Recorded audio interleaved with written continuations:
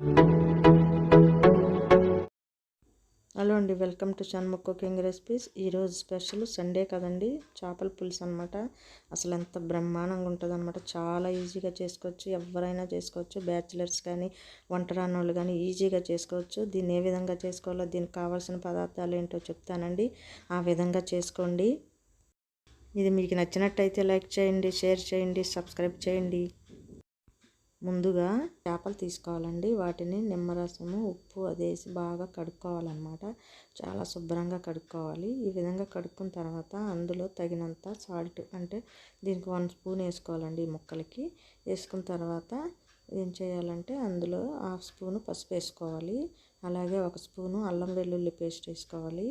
అలాగే కారం అండి, ఈ కారము 2 స్పూన్స్ వేసుకోవాలన్నమాట. ఈ విధంగా వేసుకొని అందులో మనం బాగా ముక్కల్ని కలుపుకోవాలండి. ముక్కలకు పట్టే విధంగా ఈ కారము, ఉప్పు, అల్లం వెల్లుల్లి పేస్ట్ అంతా అన్నమాట బాగా ముక్కలకు పట్టించాలి. చాలా జాగ్రత్తగా ఉండాలని, ముళ్ళు గుచ్చుకుంటాయి. చాలా జాగ్రత్తగా ముక్కగా కలుపుకోవాలన్నమాట. ఈ విధంగా కలుపుకొని పక్కన పెట్టుకోవాలి. అలాగే 2 ఉల్లిపాయలని బాగా మనం పేస్ట్ చేసుకోవాలండి. అలాగే పచ్చిమిర్చి కూడాను, చింతపండు అన్నమాట. ఒక చిన్న బత్తాకాయ అంతా చింతపండుని నానేసుకోవాలి. ఇప్పుడు మనము ఇవన్నీ ముక్కలకి పట్టించట్టు పెట్టాం కదా, ఇవంతా ఒక గిన్నెలోకి వేసుకొని దేంట్లో కర్రీ చేసుకోవాలనుకున్నాము దాంట్లోకి మనం చింతపండు రసం తీసుకొని ఇందులో పోసుకోవాలండి. తొక్కు లేకుండా బాగా పిసికి. అలాగే ఇందులో కారం కూడా వేసుకోవాలి. అందులో కారం వేసుకున్నాం కదా, చేపల పులుసుకి కారం ఎంత ఉంటే అంత బాగుంటుంది టేస్ట్. 2 స్పూన్లు వేసుకున్నాను. ఇందాక 2 స్పూన్లు 4 స్పూన్స్ అండి. మళ్ళీ 1 స్పూను సాల్ట్ వేసుకున్నాను. అలాగే పసుపు కూడా వేసుకున్నాను. ఉల్లిపాయ ముక్కలు మనం పేస్ట్ చేసుకోవాలండి. మిక్సీలో వేసుకొని ఈ విధంగా వేసుకోవాలి. ఈ విధంగా వేసుకున్న తర్వాత ఈ ముక్కల్లో వేసేసుకోవాలి. వేసుకున్న తర్వాత కొద్దిగా అల్లం వెల్లుల్లి పేస్ట్ కూడా మళ్ళీ వీటిల్లో కూడా వేసుకొని పచ్చిమిర్చి కూడా వేసుకోవాలన్నమాట. ఈ విధంగా వేసుకున్న తర్వాత ముందర ఒకసారి లైట్గా కలుపుకోవాలండి. ఈ విధంగా కలుపుకున్న తర్వాత మళ్ళీ తీసి మనం చేత్తో కలుపుకోవాలి. చేత్తో అయితేనే, స్పూన్తో కంటే చేత్తో అయితేనే బాగుంటుంది. అందుకని చెప్పి మళ్ళీ చేత్తో చక్కగా మనం ముక్కలోకి బాగా పట్టే విధంగా ఒకసారి చేత్తో కలుపుకోవాలండి. ఈ విధంగా జాగ్రత్తగా ముళ్ళులు గుచ్చుకోకుండా చాలా జాగ్రత్తగా కలుపుకోవాలన్నమాట. ఈ విధంగా చేసుకుంటే మనకు అన్నిటికీ పులుసు కానీ ముక్కలకి అన్నిటికీ పట్టి ఉంటుంది అన్నమాట. ఉన్నాక దీన్ని ఇలా విధంగా అయిపోయిన తర్వాత ఇందులో ఆయిల్ వేసుకోవాలండి. 1 కప్పు ఆయిల్ దాకా. చేపల పులుసుకి ఆయిల్ ఎక్కువగా ఉంటేనే చాలా బాగుంటుంది అన్నమాట. కొద్దిగా వేసుకోకుండా కాస్త ఎక్కువగా వేసుకోండి. ఈ విధంగా వేసుకొని ఒకసారి మొత్తం కలుపుకోవాలి.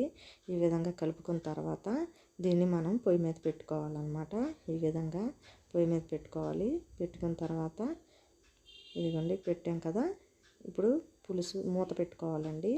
మూత పెట్టేసుకున్న తర్వాత ఒక 10 మినిట్స్ అయినాక మూత తీసేయాలి. ఈ విధంగా పులుసు ఉడుకుతూ ఉంటుంది.